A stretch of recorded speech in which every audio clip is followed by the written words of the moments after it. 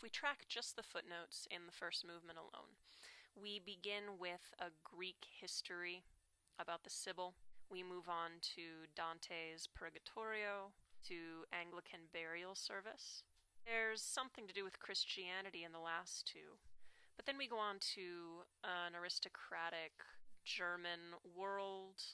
Then we have some notes from Ezekiel and Ecclesiastes, again, Christian references. Then we go back to Germanic myth, Germanic opera. And then we go on to tarot.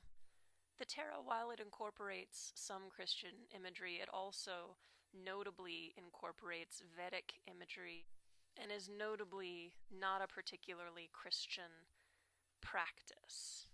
From there we go on to Italian and French poetry, Shakespeare, back to the Inferno, to Webster. Lots of literature references, as well as the history of Greek battle. So why? Why so many references to such a wide-ranging amount of historical and literary sources? When I talked for quite a bit about Sylvia Plath's poem, I essentially made the argument that metaphor functions as allusion, bringing further references and connotations and emotions into the poem.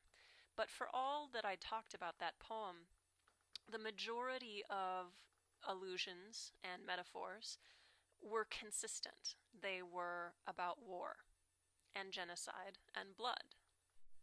It doesn't really compare to the range presented just in the first movement of Eliot.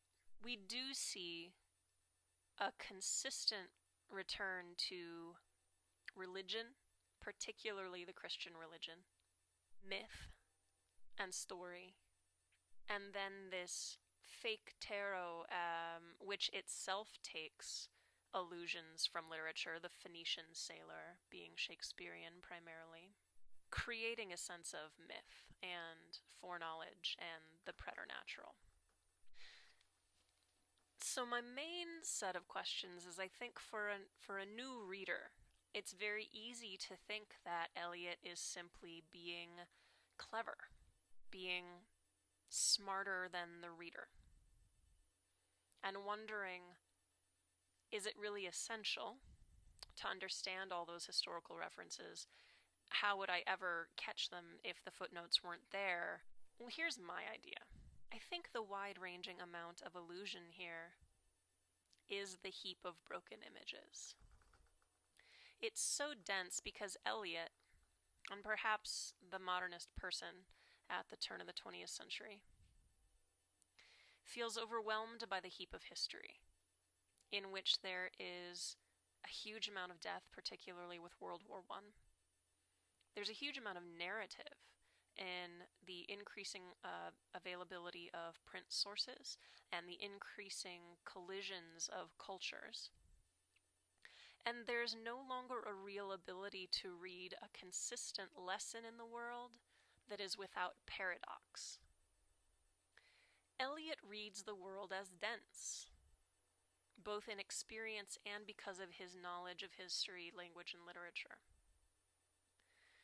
And so when writing The Wasteland, the overwhelming nature of his understanding of history itself becomes a kind of burden, a tragedy, a problem to be worked through, to be grappled with.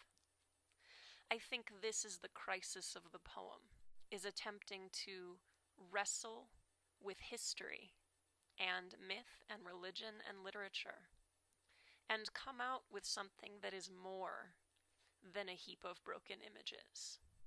So to me, the allusions are essential, not simply because there are so many of them, but because the crisis and concern of the poem is to sort through these voices, either to ultimately find something that it can make sense of and trust, or to work through and express its crisis.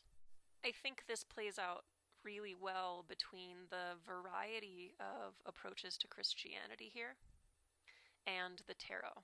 I read tarot, so it's particularly of note to me. I don't really see that T.S. Eliot particularly understood the tarot, but he certainly uses the idea of a tarot by creating a famous clairvoyante, giving her the name of an Egyptian pharaoh. The Egyptians, we know, were quite obsessed with eternal life, but borrowing the name from a comic scene in Aldous Huxley. This imbues both a sense of mythology and a sense of farce. When she uses the cards, they refer to Shakespeare and to Christianity itself, and then finally some tarot cards. The real purpose of using the tarot here is to establish a sense of ritual and ceremony and foresight, a kind of elevated way of talking. Here, said she, is your card, the drowned Phoenician sailor. Those are pearls that were his eyes. Look, here is Belladonna, the lady of the rocks, the lady of situations. A sense of foreboding, a sense of foretelling. When she says, I see crowds of people walking round in a ring, the next stanza refers to a crowd flowing over London Bridge, so many, I had not thought death had undone so many, itself a reference to Dante. It seems to me that the poem here takes on the voice of the clairvoyant in an attempt that it makes transparent as an invention. It thinks of Christianity itself a little bit as an invention. And in the end of the poem, we don't even end with Christian imagery. Instead, we end with Hindu imagery, back to that Vedic reference. Data Dayadvam Damyata Shanti Shanti Shanti. So I could go into a lot more depth with any one of these allusions, the wheel, the hanged man, the Phoenician sailor.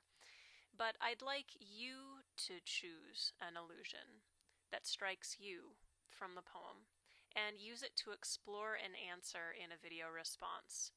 Do you agree that allusions are essential to the concerns and crisis of this poem? Do you see the poem as grappling with Christianity and myth and Vedic philosophy in a way that's central to the concerns and crisis of the poem? And generally, what do you see as the benefit, challenge, downfall, what have you, of requiring a reader to work through the confusion and obscurity of all these allusions? I'll be curious to hear your thoughts.